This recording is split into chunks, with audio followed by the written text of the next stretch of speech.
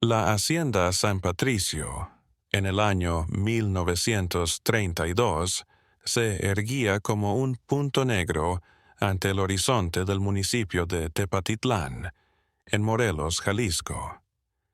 Las tierras de más de 3,000 hectáreas habían sido propiedad de la familia Elizondo durante 4 generaciones, una dinastía que era nombrada con respeto y miedo a partes iguales. La casona, la construcción principal de adobe y cantera, construida en 1850, se mantenía inalterada frente a las transformaciones que afectaban al México posterior a la Revolución. Don Aurelio Elizondo Santamaría, con 53 años de vida, había recibido en herencia, además de la propiedad, la reputación férrea de sus antepasados.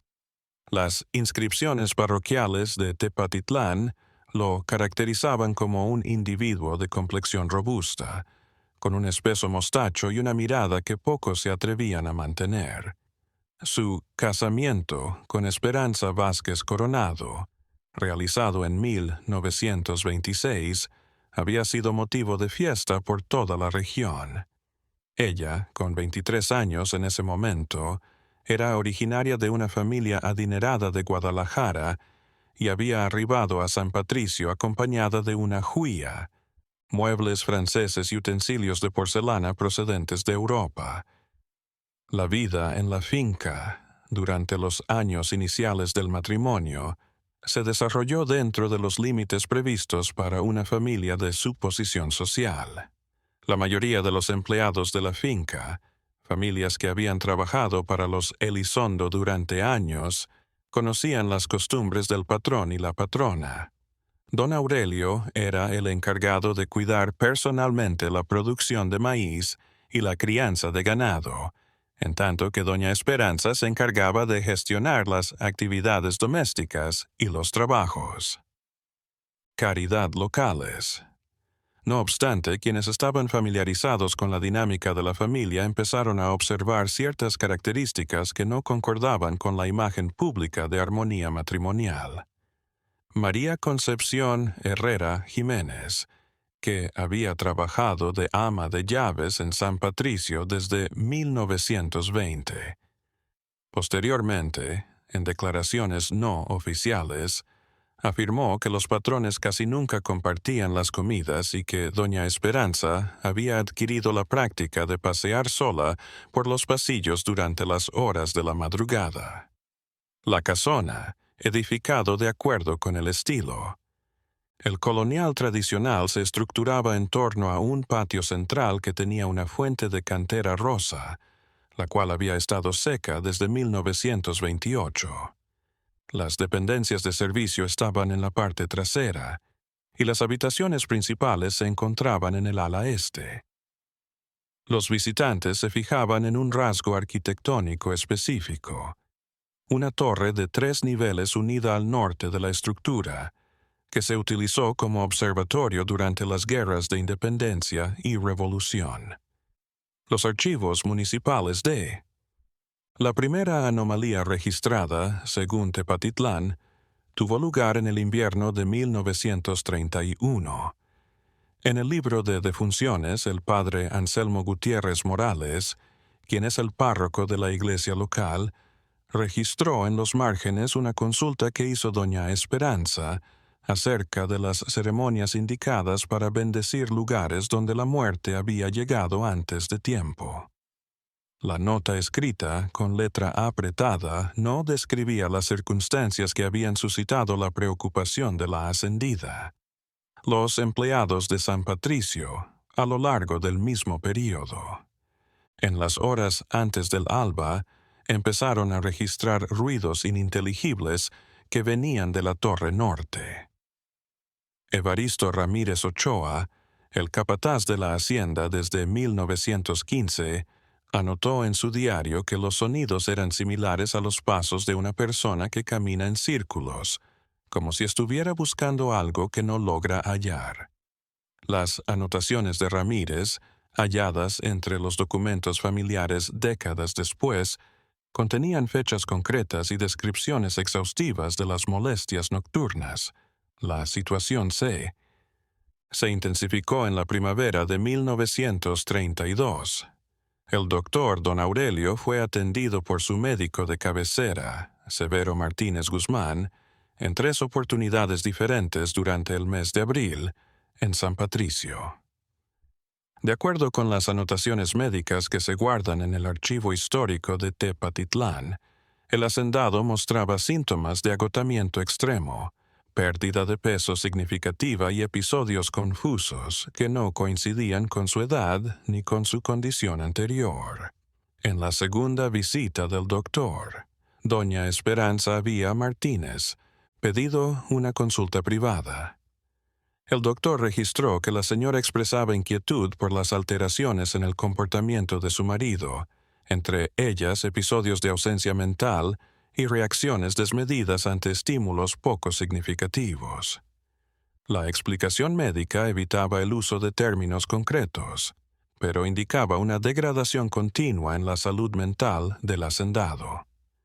La tragedia tuvo lugar después de que los acontecimientos que la provocaron empezaron durante la noche del 23 de mayo de 1932, de acuerdo con los testimonios que se dieron después. Conforme a lo informado por las autoridades locales, don Aurelio había cenado como de costumbre y se había ido a sus habitaciones aproximadamente a las 9 de la noche. María Concepción Herrera, que servía el último té del día, afirmaría más tarde que el patrón parecía estar más calmado de lo normal, como si hubiera tomado una decisión significativa. Cerca de la medianoche, los alaridos de doña Esperanza hicieron despertar a toda la servidumbre. La hallaron en el patio central, apuntando a la torre del norte y vestida con una bata blanca, mientras repetía: «Ya no camina, ya no camina», una y otra vez. Al ascender los trabajadores para investigar, hallaron el cuerpo de don Aurelio en la habitación más alta de la torre. Los testigos lo describieron como si estuviera durmiendo, con una actitud inusualmente tranquila. Alrededor de 2 horas después de ser convocado, el doctor Martínez arribó a San Patricio. Su examen preliminar mostró que el fallecimiento de don Aurelio había ocurrido sin evidencias externas de violencia. No obstante, el médico registró en su notifique la existencia de una expresión facial que no coincidía con una muerte natural.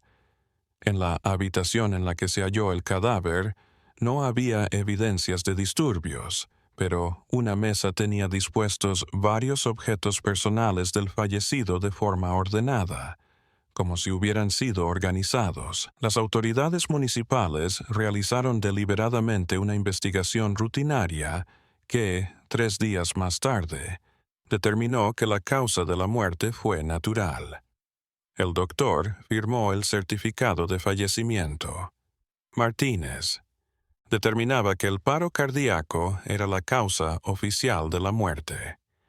No obstante, los registros familiares no oficiales contenían notas marginales que indicaban la presencia de situaciones no mencionadas que habían afectado la decisión final. La ceremonia de funeral de don Aurelio tuvo lugar en la iglesia parroquial de Tepatitlán el 27 de mayo. La ceremonia se desarrolló bajo los estándares esperados para una figura de su relevancia social, aunque varios de los presentes comentaron posteriormente acerca de él. Conducta de doña Esperanza a lo largo del servicio religioso. Los testimonios concordaban en que la viuda había estado estática a lo largo de toda la misa, sin demostrar señales evidentes de pena o pérdida, algo que algunos consideraron como una prueba de gran fortaleza de carácter y otros como una reacción anormalmente controlada. Doña Esperanza volvió a San Patricio y, tras el entierro, empezó un ciclo de aislamiento que duraría varios meses. Los empleados de la hacienda siguieron trabajando bajo la supervisión del capataz Ramírez, mientras que las determinaciones administrativas relevantes fueron suspendidas. La viuda, en este periodo, ordenó que se cerrara la torre norte y que se pusiera un candado en la puerta de acceso. Además, prohibió de manera terminante que los empleados accedieran a dicha área. No obstante, las anomalías que se habían presentado antes de la muerte de don Aurelio no terminaron con su fallecimiento. Los empleados que dormían en las instalaciones próximas a la torre siguieron informando sobre ruidos en las mañanas tempranas, aunque en ese momento los describían como distintos en personalidad. En su cuaderno, Evaristo Ramírez anotó que los ruidos recientes se asemejaban a charlas en voz baja, como si dos individuos estuvieran disputando algo relevante sin querer que los oyeran. María Concepción Herrera notó que, en julio, doña Esperanza había empezado a ascender cada día a la torre y permanecer allí por varias horas. La trabajadora de la casa registró en cartas enviadas a su hermana en Guadalajara que la jefa había cambiado por completo sus rutinas, dejando de lado las actividades religiosas y sociales que antes le ocupaban mucho tiempo. Las misas que se guardaban en el archivo familiar de los Herrera retrataban un cambio progresivo, pero significativo, en la conducta de la viuda. El primer indicio público de esta transformación sucedió en agosto, cuando doña Esperanza empezó a recibir visitas a horas inusuales. Las anotaciones del capataz Ramírez indican que durante las horas de la noche. Estos encuentros tenían lugar solamente en la Torre del Norte, y los invitados se quedaban en la hacienda hasta el alba, antes de irse sin ser observados por el resto del personal.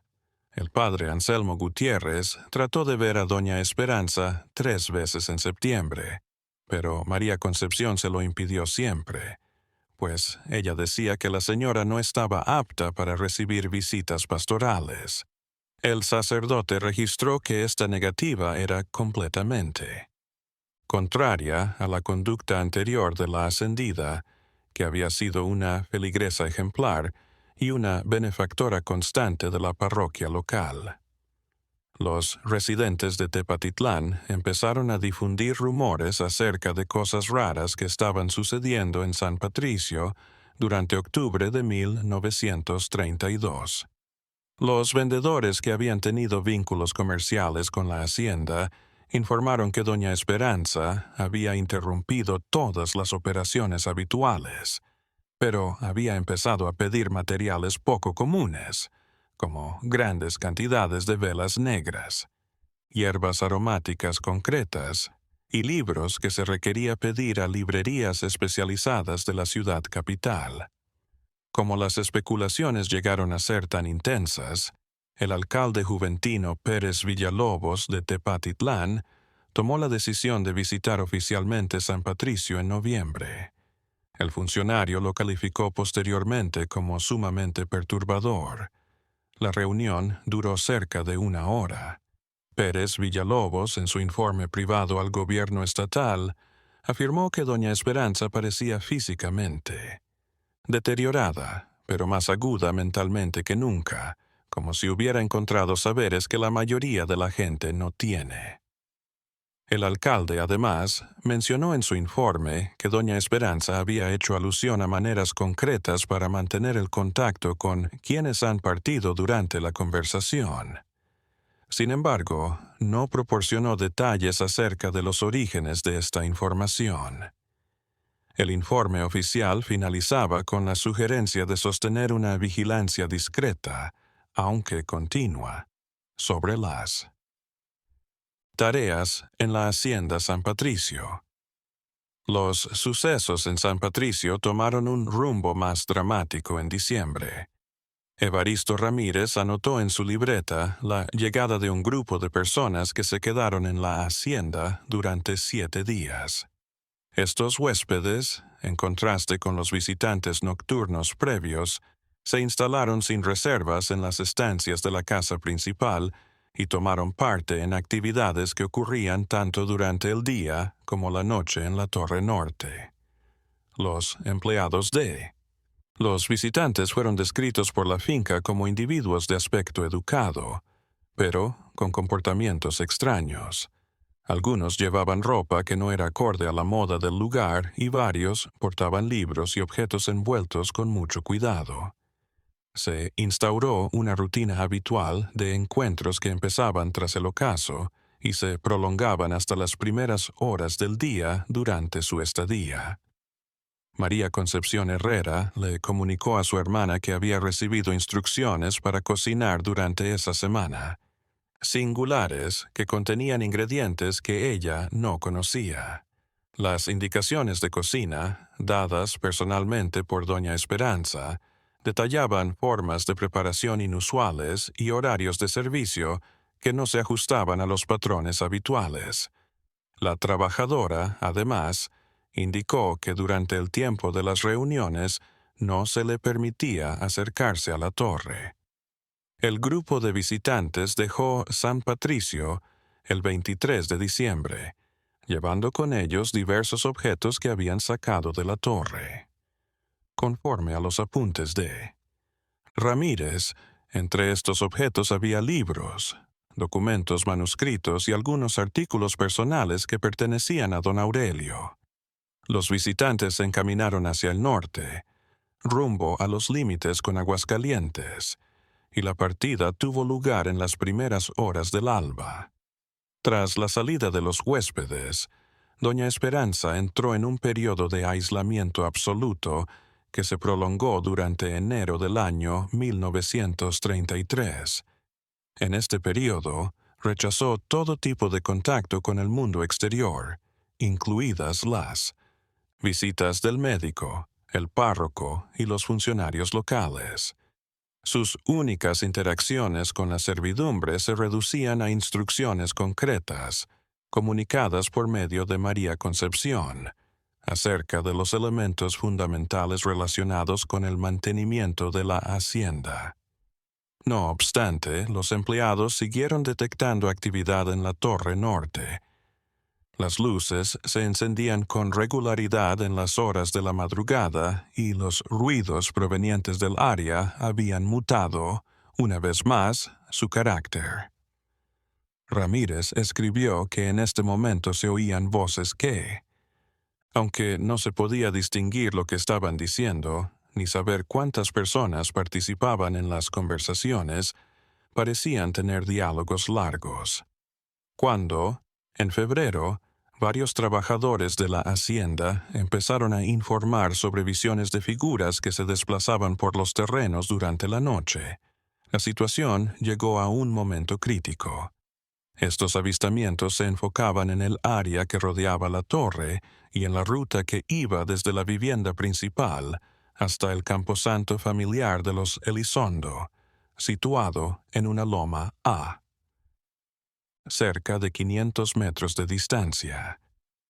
Aunque las descripciones de las figuras eran diferentes entre los testigos, coincidían en algunos puntos esenciales. Eran siluetas que se desplazaban con un objetivo determinado, siguiendo caminos establecidos entre el cementerio y la torre. Los empleados también observaron que, cuando ocurrían estos avistamientos nocturnos, los animales de la finca exhibían conductas inusuales y se negaban a quedarse en los establos próximos a la casa principal.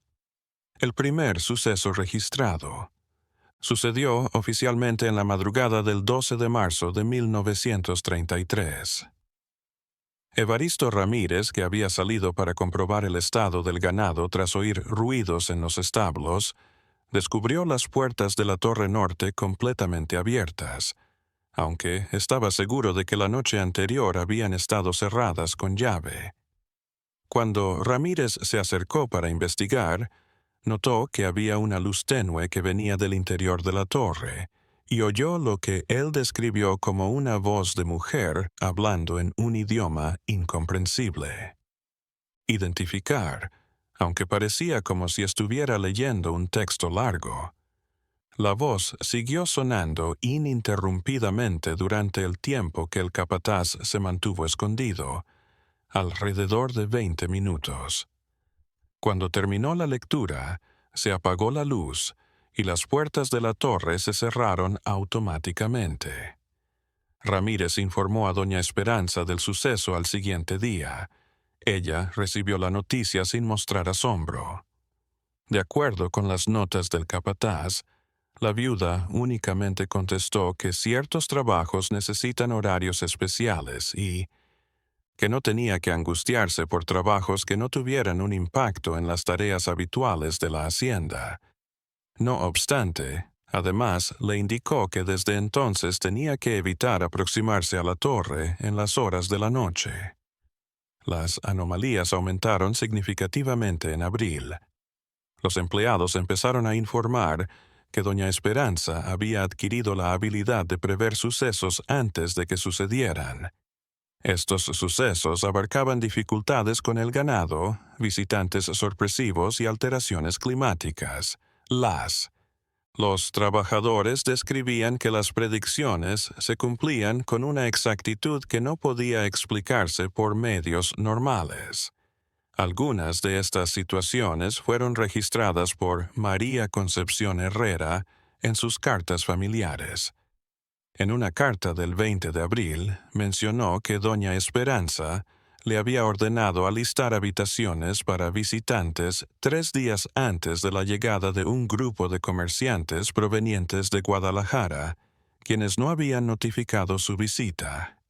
En un momento anterior, la viuda había mandado que se arreglara el techo de los establos, horas antes de que ocurriera una tormenta inesperada para todos los empleados. Sin embargo, fue en mayo cuando sucedió el hecho que transformaría de manera definitiva la opinión local acerca de doña Esperanza y las actividades en San Patricio. El doctor se había convocado a Severo Martínez de manera urgente para que asistiera a un empleado que había tenido un accidente en la agricultura. Cuando llegó a la hacienda, fue directamente hacia los cuarteles donde estaba el herido. Sin embargo, doña Esperanza lo detuvo. Ella lo guió hacia la casa principal. El doctor Later decía que la viuda había mostrado un conocimiento médico que iba más allá de su educación formal durante el diálogo. No solo había diagnosticado de manera adecuada la situación del empleado lesionado antes de que lo revisaran, sino que además había dado instrucciones precisas sobre tratamientos que el médico consideraba como avanzados para ese tiempo. Cuando doña Esperanza respondió que había descubierto libros muy informativos. En junio, comerciantes y viajeros reportaron a Tepatitlán encuentros extraños en las rutas próximas a San Patricio. Muchos testimonios afirmaban que habían visto a doña Esperanza caminar sola por las veredas en horas en las que no era habitual encontrar gente, sobre todo mujeres de su estatus social.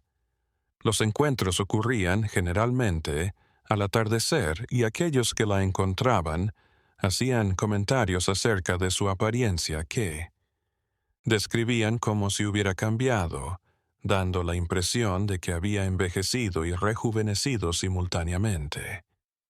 Una conversación específica fue mencionada en uno de los testimonios brindados por Facundo Solís Macías, el comerciante que estuvo en el registro municipal. Doña Esperanza había detenido a Solís en la carretera y le había preguntado específicamente sobre las noticias de muertes recientes en los pueblos cercanos, según él. La viuda había anotado en un cuaderno cuando el comerciante dio esta información. Era pequeño y había dado las gracias con una sonrisa que no alcanzaba los ojos. El padre Anselmo Gutiérrez optó por visitar San Patricio sin previo aviso en julio, debido a la inquietud creciente de sus feligreses acerca de las actividades que se llevaban a cabo en la hacienda. El párroco, en una carta secreta enviada al obispado de Guadalajara, calificó el encuentro con doña Esperanza como la conversación más inquietante de mi ministerio. el cual tuvo una duración aproximada de 2 horas.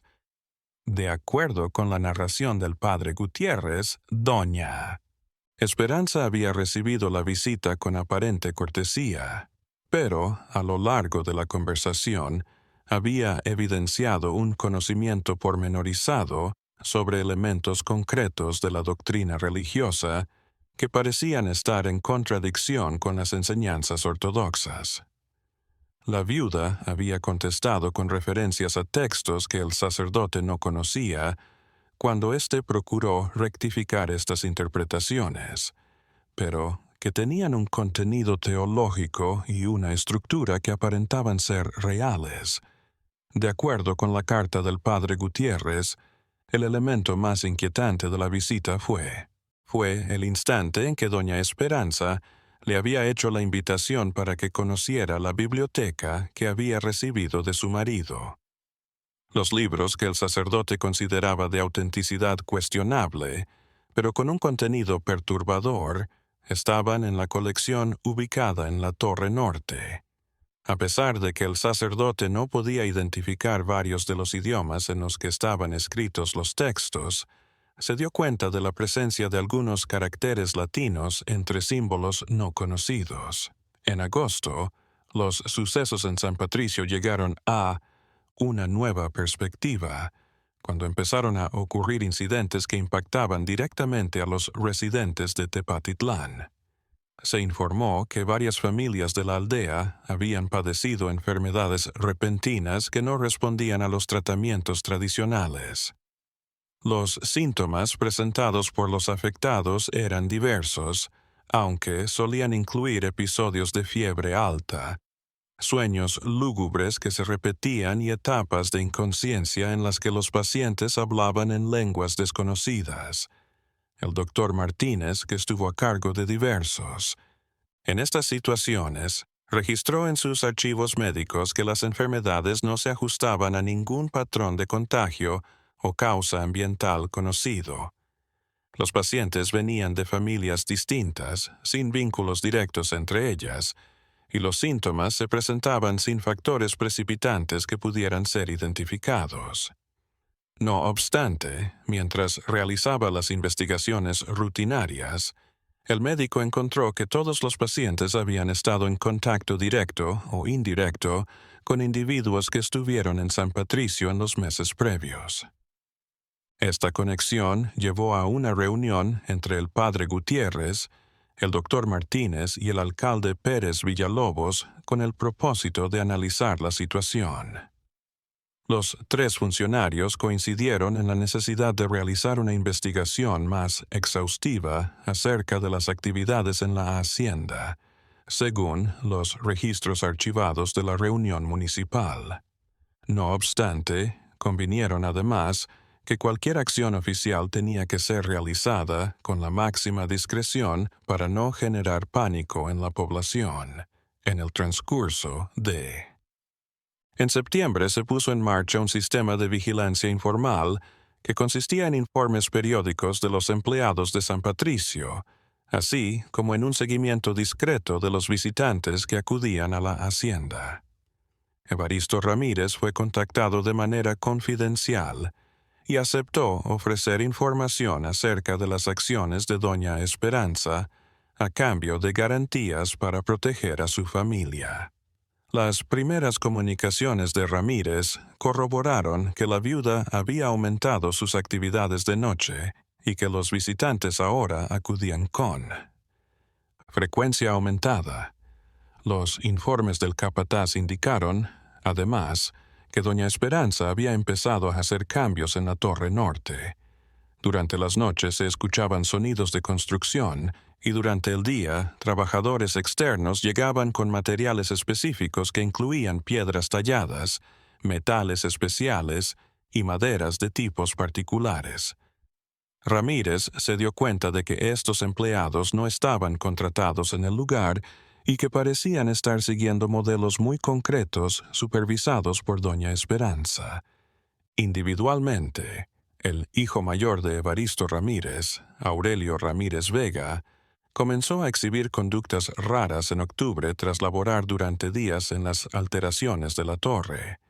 El joven, que se había caracterizado como equilibrado y responsable, empezó a tener episodios en los que decía ser capaz de ver cosas que otros no podían ver y oír pláticas entre personas ausentes.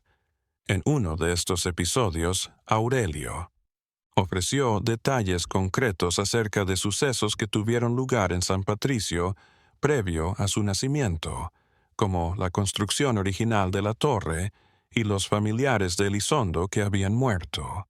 El joven no había tenido acceso a los documentos que contenían la información, y por lo tanto la precisión de estos datos no podía ser explicada mediante métodos tradicionales.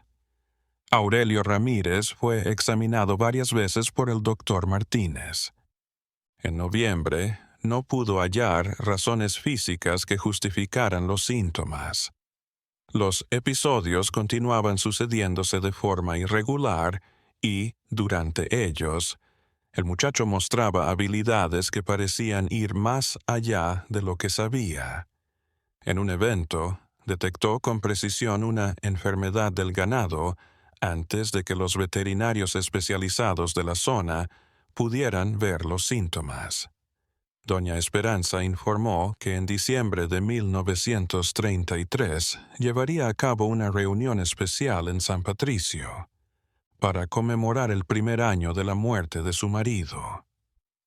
Las invitaciones se mandaron a individuos de distintos lugares del país, incluyendo a algunos personajes que no eran conocidos en Jalisco, pero que, al parecer, tenían reconocimientos particulares en sus zonas de procedencia.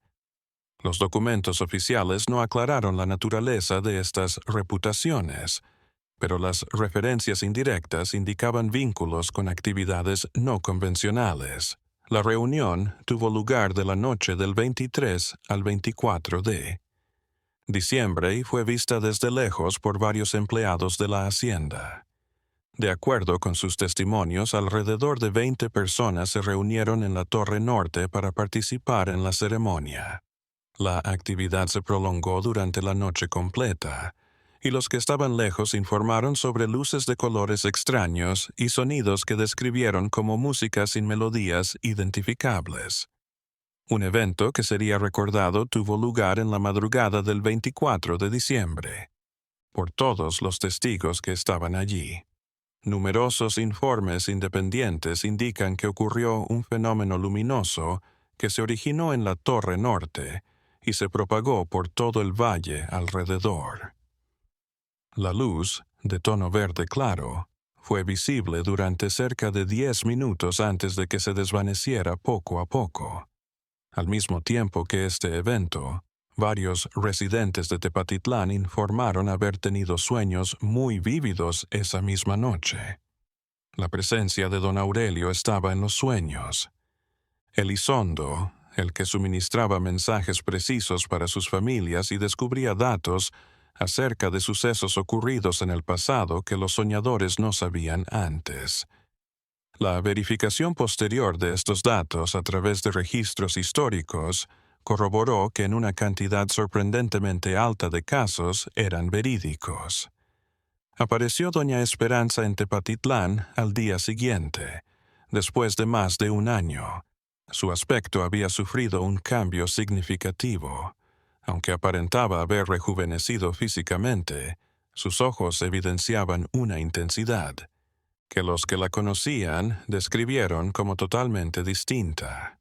Varios anuncios que tendrían un impacto considerable en la región durante los meses posteriores a su visita fueron hechos por él. El anuncio inicial fue que se donaría una suma significativa de dinero para edificar un nuevo inmueble que sirviera como sede de la biblioteca municipal. No obstante, la donación incluía condiciones particulares. La biblioteca debía contar con una sección exclusiva para textos de investigación avanzada y tener acceso para investigadores provenientes de otras áreas que vinieran a consultar materiales específicos. La señora Esperanza también señaló que ella misma se encargaría de ofrecer los volúmenes iniciales para esta colección especial. El segundo anuncio estaba relacionado con la Hacienda San Patricio. Doña Esperanza anunció que transformaría la propiedad en un centro de investigación para científicos interesados en fenómenos naturales poco entendidos. La hacienda estaría dispuesta a recibir a académicos de universidades internacionales y nacionales que quieran llevar a cabo investigaciones en un entorno aislado y controlado. Para asegurar que las operaciones fundamentales de la finca continúen, se retendría a los empleados locales.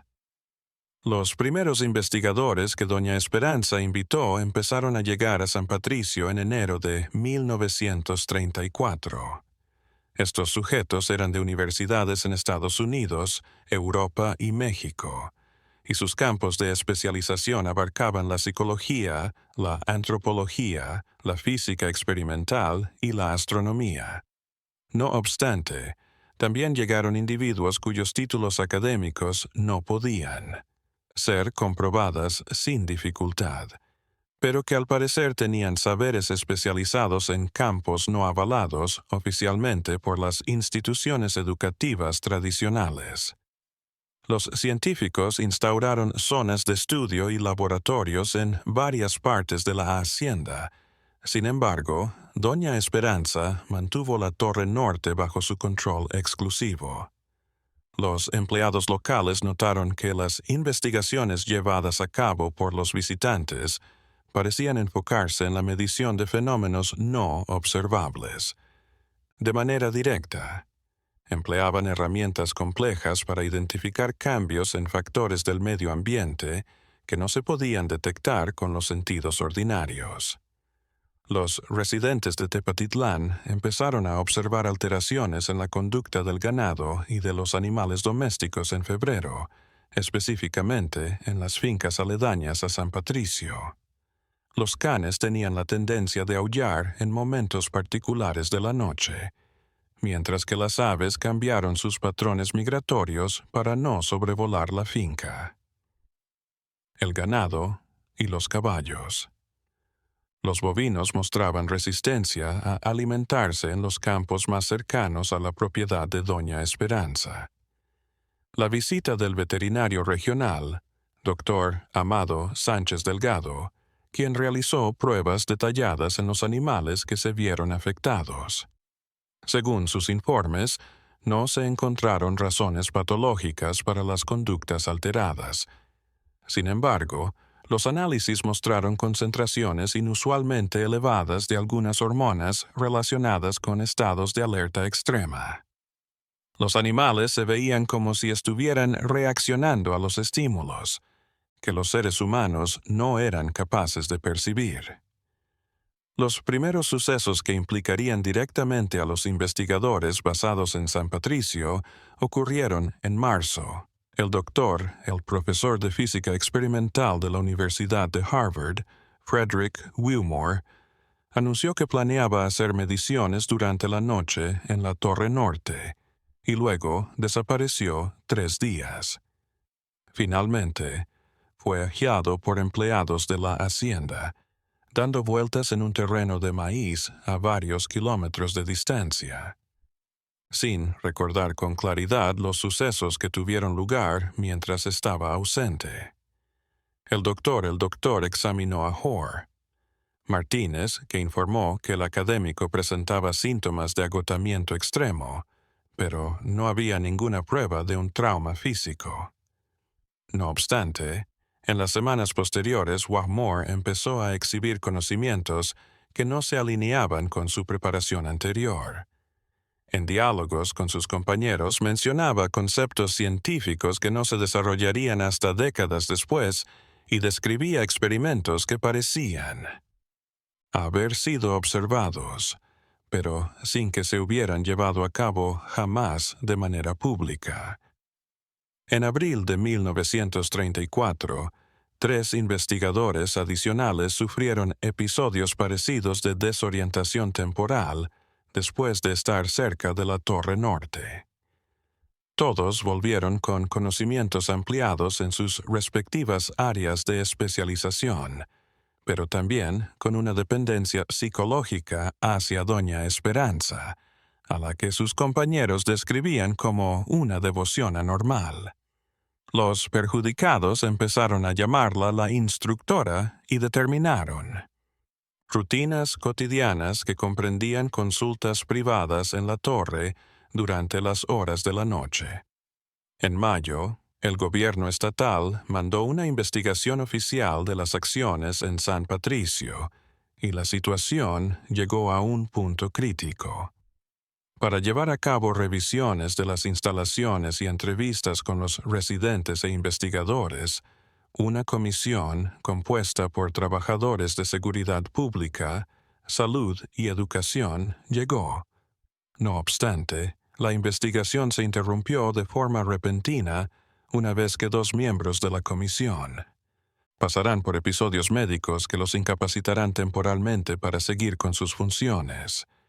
Los documentos oficiales de la investigación, que fueron clasificados durante décadas y luego se perdieron en una reorganización administrativa en 1968, incluían menciones a irregularidades en los procesos de investigación que superaban las atribuciones de las autoridades locales.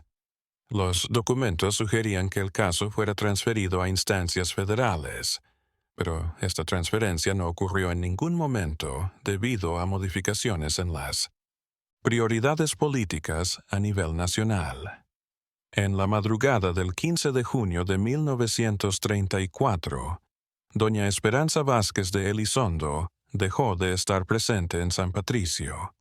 Los empleados que se habían quedado en la finca informaron que, durante la noche anterior, se oyeron ruidos de varios vehículos. Sin embargo, no hubo ningún testigo capaz de corroborar que había presenciado físicamente la partida. La torre norte fue hallada totalmente desprovista, sin rastros de los instrumentos, libros o materiales que habían sido guardados allí a lo largo de los años. Previews. Los académicos que investigaban también dejaron San Patricio en los días posteriores, dispersándose por distintas instituciones y sin dar detalles acerca de lo vivido en la hacienda. Algunos de estos sujetos, más tarde, lograron establecer carreras destacadas en sus respectivas áreas. No obstante, ninguno publicó estudios vinculados con el trabajo efectuado en Jalisco. Cuando, años después, fueron abordados por investigadores interesados en documentar los acontecimientos, todos afirmaron que habían. Suscribió contratos de confidencialidad que vetaban la divulgación pública de sus actividades en San Patricio. Hasta 1963, la hacienda estuvo deshabitada. En ese año, inversores de la capital compraron el lugar y lo transformaron en una propiedad agrícola tradicional. Durante las reformas, se derribó la Torre Norte. Quienes trabajaron en su demolición informaron que hallaron espacios subterráneos con vestigios de construcciones cuyo objetivo no se pudo identificar. Los registros de la demolición fueron eliminados de los archivos municipales en 1968, durante una reorganización. Los materiales obtenidos de estas excavaciones fueron enviados a un destino no determinado. Sí,